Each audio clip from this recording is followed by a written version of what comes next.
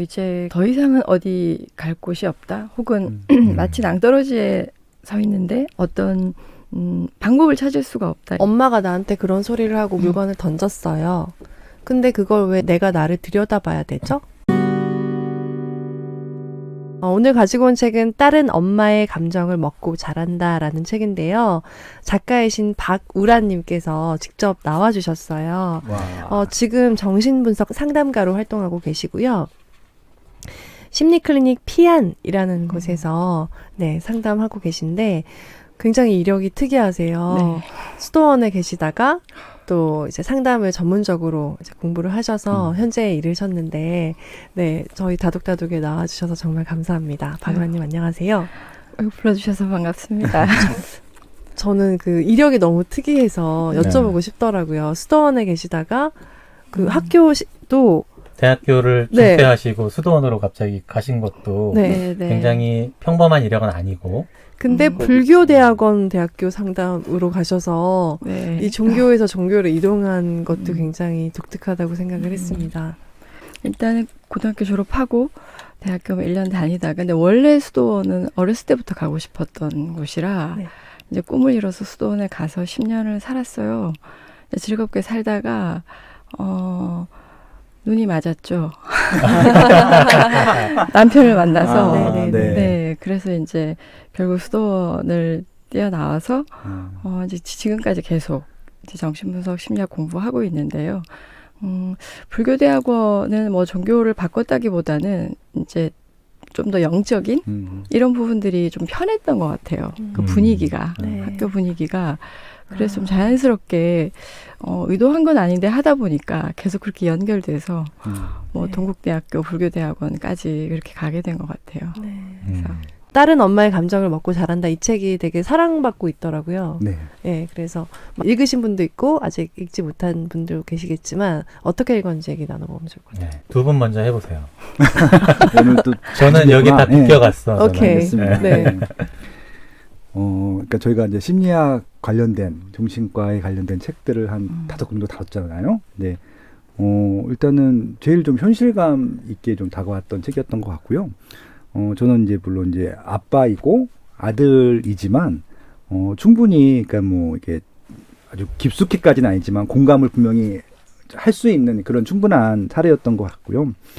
그러니까 이제 제가 워낙 드라마를 좋아해요. 그러니까 저도 이제 그 신방과를 갔던 이유 중에 하나가 드라마를 너무 좋아해서 드라마 PD가 되고 싶었었거든요. 그래서 이제 PD가 되고 싶어서 신방을 갔었는데, 그러니까 이제 그 드라마 PD들이 읽으면 좋겠다는 생각이 들었었어요. 그러니까 결국은 이제 드라마라고 하는 것이 남자 드라마가 아니라 대부분 다 여자들의 심리들을 풀어가는 것들이 훨씬 더 인기도 많고 공감도 많이 받잖아요. 그래서 저도 지금도 드라마를 많이 좋아하는데, 그러니까 드라마를 그런 좀 어떻게 보면 프리뷰 뭐 그런 느낌을 받으면서 아주 재밌게 잘 읽었습니다. 네. 로사님은? 저는 살짝 적은 게 엄마가 뭐 이래? 엄마인 내가 이러면 안 되는데 이런 식으로 무의식 중에 담아온 수많은 정답 같은 관계의 이미지 때문에 내가 이상적이고 일반적인 딸과 엄마가 아닐까봐 또 자식과 부모의 관계가 아닐까봐 수많은 나날 고민했던 것 같다. 괜찮지 않아도 괜찮다. 완벽하게 해결되지 않아도 그 안에서 잘 살아가는 법을 모색하고 나에 대해 사색하는 삶이 나를 나대로 아이를 아이대로 바라볼 수 있게 사는 삶을 꿈꾸게 해준 책이었다라고 되게 위로를 많이 받았어요. 그래서 저는 전에 제가 뭔가 이렇게 정리되지 않은 제 뭐 상처나 기억이나 이런 것들로 아이를 괴롭힐까봐 너무 무섭고 좀 두려웠었어요. 근데 그걸 깨끗이 씻고 싶다는 생각을 되게 많이 했거든요. 근데 그게 이 책을 통해서 읽어보니까 좀 착각이 그렇게 다 할 수 없다. 해결할 수 없고 해소할 수 없고 뭔가 거울에 뭐 묻은 거를 탁 닦듯이 지워내는 것이 그렇게 쉬운 일도 아니고 그런 개념이 아닐 수 있다라는 말씀에 약간 더러워진 거울로 사는 건데 그래도 괜찮고 그 거울로 그래도 조금 더 닦아내보고 또 그 거울로도 좀 잘 살 수 있는 방법이 있을 수 있다. 그런 용기를 얻은 책이었습니다. 네. 그래서 들어오시 전에도 화장실 가서 거울 보고 싶구나. 네. 저는 이 책을 읽으면서 이런 생각을 좀 했어요. 되게 좀 부드럽게 쓰여 있거든요. 책의 논조는. 근데 어쩌면 내가 좀 외면하고 싶고 또 회피하고 싶었던 그런 깊은 속마음을 이렇게 콕콕 찌르는 듯한 느낌? 그런 느낌을 좀 많이 받았어요. 그리고 항상 이런 육아서 또는 뭐 정신분석학 관련된 책을 읽을 때마다 좀 느끼는 거는 정말 부모 입장에서 아이에게 던지는 한마디 그리고 행동 하나하나가 정말 중요하다라는 생각을 볼 때마다 해요. 근데 현실에서는 잘 안 되죠. 그래서 항상 이런 책을 읽을 때마다 좀 반성하게 되고 그런 것 같아요. 그리고 좀 또 하나 느끼는 거는 이런 책을 보면서 무엇보다 내 자신의 내면을 좀 들여다볼 필요가 있겠다 이런 생각을 좀 많이 하게 되는 것 같아요. 그것도 물론 잘 안 되지만 네. 이렇게 한 번씩 보면서 좀 다시 반성하고 또 고민해보고 이런 시간들이 되게 좀 소중하다라는 생각을 좀 많이 하면서 읽었습니다. 네. 그리고 제목이 아무래도 딸과 엄마라서 사실 저는 여기 둘 다 해당이 안 돼요. 아들 하나고 또 저는 아빠잖아요. 아들이고. 그러다 보니까 이게 나랑 과연 얼마나 상관이 있을까라는 생각을 가지고 읽었는데 한번 남성분들도 아빠분들도 꼭 읽어보셨으면 좋겠다는 생각을 했어요. 대부분의 남자들 아빠들은 제목만 보고 안 읽을 거잖아요. 이걸 읽는 순간 경쟁력이 하나 더 생기는 겁니다. 라는 생각이 좀 들고 네네. 그리고 아빠의 입장에서 남편의 입장에서 엄마와 딸이 있는 집안의 가장이라면 그들의 삶을 좀 더 이해할 수 있는 공감할 수 있는 그런 도움을 주는 책입니다. 많은 분들이 궁금했을 것 같은데 왜 딸과 엄마의 관계에 집중해서 글을 쓰셨을까? 첫 책은 초등학생의 자존감에 대해서 쓰셨더라고요. 이제 두 번째 책이신가요? 네네. 네, 두 번째 책은 딸과 엄마의 관계에 대해 집중해서 쓰셨는데 왜 그걸로 쓰시고 싶으셨을까? 이게 이제 제가 현장에서 만나는 분들이 대부분 여성분들이기도 하고, 근데 저는 사실 이제 이런 책을 보면 간혹 그 아이들을 상담해 주실 수 있냐고 이제 의뢰해 오시는 분들이 있거든요. 초등 자존감의 힘도 그렇고. 네. 근데 이제 실제로 저는 아이들은 상담을 하지를 않아요. 그런데 우리가 그 성인들을 만나지만, 제가 성인들을 만나지만 결국은 어린 시절에 어떤 그 왜곡이나 흔적이 너무 많이 남아 있거든요. 그 흔적들이 계속해서 어떤 이제 반복을 일으키고 연쇄를 일으키고, 그래서 다시 이 상담실이라는 밀폐된 공간 안에서 그 흔적을 찾아 들어가는 작업을 하다 보니까 이제 이렇게 주로 제가 만나는 분들이 여성분들이고, 그리고 그 여성분들이 엄마이기도 하지만 또 미혼 여성들도 많이 있지만 어쨌든 다 딸들이었잖아요. 네. 그 딸들이었을 때 그 아픔들이 너무 많고 그것들을 조금 딸의 입장에서 써보면 좋겠다 이렇게 생각을 해서 쓰기도 했고요. 그래서 이제 굉장히 많은 엄마들을 만나고 그 딸의 어머니들을 또 상담실에서 간접적으로 만나게 되잖아요. 만나게 되니까 가장 저한테 많이 담겨 있는 사연들인 것 같아요. 이 사연들이. 그리고 이제 아버지 혹은 아빠가 중요하지 않은 게 절대 아니고, 제가 이제 책에서도 거론을 하긴 했는데, 그럼에도 불구하고 그건 아들도 마찬가지인데요. 아들들이든 딸이든 엄마가 1차적인 그 관계이기도 하고 존재이기도 하고, 네.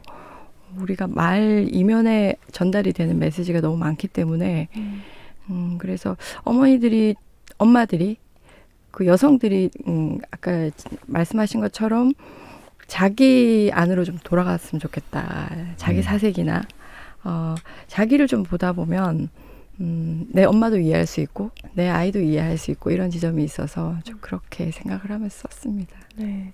지금 활동하시는 공간은 어떤 곳이에요? 소개해 주신다면? 조그마한 상담실에서 사실 굉장히 밀실이고요. 네. 저는 이제 아까 그 말씀하신 것처럼 이렇게 많이 알려져 있는 사람이 아니고 네. 다 아름아름으로 오시는 분들이거든요. 그래서 이제 소개로 아름아름으로 또 뭐 이렇게 병원을 다니시다가도 도저히 뭔가 해결책이 안 찾아지고 이래서 저하고 작업하시는 분들은 굉장히 좀 깊게 오래 하시는 분들이고 심리 작업을, 그래서 보통 이제 이런 일반 센터하고 조금 분위기가 달라요. 다르고 그래서 이제 오늘 저도 처음으로 이제 세상 밖으로 나오게 아, 돼가지고 감사합니다. 저희를 통해서 나와주셔서. 네, 처음으로 나오게 돼서 저희도 기다리고 있었어요. 감사합니다. 네. 네, 맞아요. 또 이렇게 이제 알려지지 않게 조용히 작업하시기를 원하시는 분들이 또 주로 오시는 것 같고요. 네. 그래서 저는 숨겨진 밀실이라고 얘기하고 싶어요. 가고 싶다 더. 네. 그죠? 어디 왜? 있어요? 공간이 위치가 어디 있어요? 그 마곡동이에요, 강서구. 네네네. 여기서는 멀지 않고. 가깝죠. 네, 가깝고. 네. 9호선 지나가고요. 네네, 9호선. 발전 가능성이 높은 곳입니다. 9호선 전철과 바로 연결된 곳에 부동산 있어요. 전문가셔가지고요. 자꾸 이야기가 흘러갈 수 있는데 주의하도록 하겠습니다. 아, 저희가 예전에 그 오은영 선생님 모셔놓고 화해라는 책을 한 적이 있어요. 근데 그게 유튜브에도 영상이 올라가 있는데 지금까지도 그렇게 상처받았다는 댓글들이 계속 달려요. 약간 네. 부모님으로부터 그런 뭐랄까 내 상처에 대해서 좀 보다듬을 받고 싶은데 네. 뜻대로 전혀 되지가 않고 거부당하거나 아니면 무시당하거나 그리고 정신과 의사 선생님도 부모 편이잖아 막 이런 식으로 또 상처받고 막 그렇게 얘기를 하더라고요. 그러니까 너무 여러 가지로 정말 폭력적이고 언어나 진짜 실제로도 이렇게 물리적으로도 폭력적으로 어린 시절을 보냈고 그래서 너무나 가슴 아프고 자기는 정상적으로 살아가기가 힘든데 부모에게 사과를 받거나 아니면 내가 아프게 해서 미안하다 뭐 이렇게 보다듬을 받고 싶은데 안 되는 거예요 그게. 그런 댓글이 무슨 성지처럼 계속해서 거의 100개 넘게 달리고 있는 것 같아요. 맨날 달려요. 네. 그냥 무명으로 쏟아내는 거죠. 그런 분들을 좀 어떻게 좀 치료라고 하기엔 좀 어려울 것 같고 어떻게 접근하면 좋을지 이런 질문도 좀 드려보고 싶었거든요. 여전히 부모와의 상처가 회복되지 않아서 힘들어하시는 분들 대부분 상담 찾아오시는 분들도 그런 사례들이 많을 거잖아요. 그죠. 이제 더 이상은 어디 갈 곳이 없다. 혹은 마치 낭떠러지에 서 있는데 어떤 방법을 찾을 수가 없다. 이래서 상담실을. 근데 사실 상담실을 찾으시는 분들은 또 굉장히 적극적으로 본인의 문제를 해결하려고 하시는 분들이거든요. 근데 또 많은 분들은 그렇게까지 적극적으로 하기가 쉽지는 않으신 것 같고 뭐 여러 가지 요인이 있으니까요. 그리고 저 해보면 문의가 들어오고 상담실까지도 오는데도 쉽지가 않아요. 그 마음을 먹기가 맞아요. 굉장히 어려워들 하시거든요. 그게 쉬운 일은 아닌 것 같아요. 네. 근데 이제 그래서 모든 어려움을 겪으시는 분들한테 또 다 상담실을 찾으시라고 얘기를 드릴 수는 없는 거고 그런 부분. 그런데 사실 쉬운 방법은 없거든요. 편리한 방법이나 쉽게 뭔가가 이렇게 빠르게 해결되는 방법이 없다라는 거를 인지를 하셨으면 좋겠고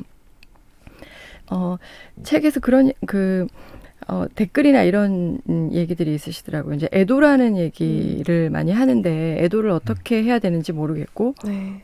이렇게 말씀하시는 상처가 해결이 되지 않는 게 애도가 되지 않아서 그런 거고 근데 우리는 그 애도를 당사자인 엄마가 사과를 하고 이렇게 보듬어주고 이러면 해결이 될 거라고 네. 쉽게 생각할 수밖에 없거든요. 그렇죠. 근데 사실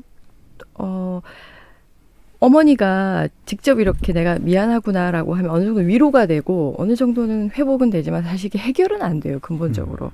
왜냐하면 그때 일어난 상처기 때문에 그게 지금 내가 그때 너무 미안했다. 내가 얼마나 네가 아팠니 얘기하면 내가 위로도 받고 뭔가 회복이 되는 것 같지만 사실 우리가 이렇게 어디가 긁히면 흔적은 남잖아요. 네. 그것처럼 이 온전한 해결은 아니기 때문에 근본적으로는 그 애도는 스스로 해야 되는 부분이 있어요. 스스로. 그래서 내가 이 고통이 어디에서부터 시작됐고 어떻게 이것들이 내 삶에 영향을 미쳐왔고 그리고 그 미치는 영향들이 또 내 어떤 행위나 현상으로 또 외부로 혹은 관계로 드러나고 있는지를 결국 시선을 안으로 걷어들여야 된다는 거죠. 그래서 집중하셔야 되거든요. 굉장히 집중해서 들여다보셔야 되는데 그게 쉽지가 않아요. 네. 굉장히 고독하기도 하고 또 외롭기도 하고 힘들기도 하고 재미가 없어서 많은 분들이 그 부분을 그래서 이제 상담자의 도움을 받는 이유가 옆에서 그거를 이제 도와주는 역할을 하는 거죠. 조금 더 쉽게 여쭤보고 싶은데 엄마가 나한테 그런 소리를 하고 물건을 던졌어요. 근데 그걸 왜 내가 나를 들여다봐야 되죠? 뭐 이렇게 말해요. 그 댓글이 느낌이 잘못은 내가 하지 않았고 부모가 나에게 상처 줬는데 왜 저를 들여다보라는 거죠? 말도 안 돼요. 이렇게 리얼하다. 그런 느낌으로 말씀을 하세요. 댓글이 다. 그래서 사실 이제 시간을 돌려서 돌이키면 되게 좋겠지만 사실 일어난 일이고 네. 그리고 사실 물건을 던진 엄마가 사과를 해야 되는 건 맞잖아요. 그래도 보통 우리가 이제 딸들이나 자식들이 얘기를 들어보면 저도 초기엔 그랬고 가서 엄마 내가 그때 상처받았어 이렇게 얘기하면 내가 그때 몰라서 그랬다. 그때 내가 사는 게 너무 바빠서 어쩔 수 없었다. 이런 얘기들을 대부분 하시잖아요. 그 정도가 아니고 그 정도는 굉장히 좋은 편이고요. 내가 그랬다고? 이런 것도 좋은 편이고요. 네가 맞을만 하니까 그랬겠지. 약간 그런 식으로 조금 심각한 정도의 부모님? 우리가 생각하는 일반적인 그 정도가 아니고 아니 뭐 기억 안 나는데 혹은 뭐 그런 식으로 우리 상식적으로는 내가 그랬어 미안해 뭐 이렇게 하는 게 맞는 것 같은데 그 정도도 안 해주시더라고요. 맞아요. 그렇게 얘기하시는 정도까지 되면 이제 기억을 조합해서 간직하시는 거거든요. 네네. 실제로 내가 한 거는 별로 기억을 안 하시고 네가 내 속을 썩였잖아. 이것만 기억을 하시게 되는 거잖아요. 아이 입장에서도 어떤 면에서는 엄마가 좋은 면이 있었지만 우리가 선택적으로 기억을 하게 되는데 근데 이제 그래서 이 심리 작업에서 중요한 거는 나를 들여다보는데 이 나를 들여다보는 과정 안에 부모를 필연적으로 보게 돼 있거든요. 네. 네. 그러니까 내 부모가 내 엄마가 내 아버지가 왜 그런 행동 혹은 왜 그런 어떤 언어들을 계속 내뱉는지 그 이면의 어떤 구조, 심리적인 구조 이런 것들을 같이 탐색을 하게 돼요. 그래서 딸이 이렇게 되게 무서워하고 슬퍼하는데도 불구하고 그게 보이지 않는 거잖아요. 엄마 눈에는. 네. 엄마 눈에 보이지 않아서 뭔가를 집어던지고 그 엄마가 그 순간에 감정에 압도당하고 뭔가에 매몰되어 있기 때문인 건데 그리고 어머니는 그 순간에 왜 그렇게 매몰되어 있을 수밖에 없는가? 그래서 왜 딸인 내가 혹은 아이들이 안 보이는 건가? 이런 지점들을 이제 같이 탐색하게 되는 거거든요. 그러니까 나를 본다고 해서 나만 보는 게 아니고 사실 이 과정에서는 부모의 역사를 그래서 우리가 알아야 되고 알 수밖에 없는 과정들이 있는 것 같아요. 근데 이제 나를 보다 보면 또 우리 부모를 이해하게 되는 부분도 있고 그게 이제 받아들인다는 것보다는 어찌됐든 부모가 대물려지는 감정의 구조들 혹은 그 심리적 구조들이 있기 때문에 나를 많이 탐색하다 보면 부모에 대해서 어느 정도 이해가 생기긴 하거든요. 다 우리가 담고 있어요. 네. 싫지만 많은 분들이 너무 싫다고 하지만 사실은 내 어머니나 내 아버지의 어떤 흔적들이 내 안에 다 담겨 있기 때문에 그래서 실제적인 그 부모님들과의 화해나 이런 것들을 저는 그렇게 권하진 않는 편이거든요. 왜냐면 그때 그분들이 아니고 지금 그분들에게 어떤 그런 화해가 일어나서 어느 정도 원만해지기는 하지만 그렇다고 내가 온전히 만족스럽게 살 수 있느냐. 그래서 그 물건을 집어던져서 내가 너무 무섭고 혹은 맞았다면 실제로 또 아이를 때리는 부모님들도 굉장히 많았기 때문에 맞았다면 그때 내가 얼마나 무서웠는지 그때 내가 무엇을 필요로 했는지 그리고 정확하게 아는 게 중요한데 어머니나 아버지가 나에게 어떤 행동을 했고 좀 과격하게 표현해서 무슨 짓을 했는지를 내가 조금 더 이성적으로 명료하게 알아만 차려도 사실 그 부분이 좀 정리가 되는 부분이 있거든요. 네. 감정적으로라기보다는. 저도 이제 제 나름의 그런 제 역사 속에서 부모님을 좀 연민하게 되더라고요. 결과적으로는 아직도 해결되지 못한 많은 것들이 있겠지만 약간 사랑을 완전히 주는 법을 모르고 그런 것들에 대해서 좀 받았다면 알았을 텐데 잘 못 받으셔서 모르셨구나 막 이런 식으로 생각까지 하게 되더라고요. 처음에는 그렇지 않았지만 나중에는. 네. 근데 여기까지 오기도 힘들었는데 좀 더 가야 될 길은 있는 것 같아요. 맞아요. 그 말씀처럼 우리가 이해는 할 수 있는데 부모님을 그분들도 주는 방법도 몰랐고 뭐가 사랑인지도 잘 모르셨고 그런데 사실 그렇다고 해서 내가 받지 못한 게 또 정당화될 수는 없잖아요. 어쨌든 나는 태어났으면 아이들은 무조건적으로 어쨌든 그 부모에게 요구를 하게 돼 있고 사랑을 바라는 거 어떻게 보면 당연한 권리니까 그래서 이제 그렇게 엄마가 혹은 아버지가 그럴 수밖에 없었구나라고 이해하면서도 나는 남아 있거든요. 네. 내가 결핍된 부분들이. 네. 그래서 그 부분들을 조금 집중적으로 스스로 애도할 필요가 있는 거죠. 좀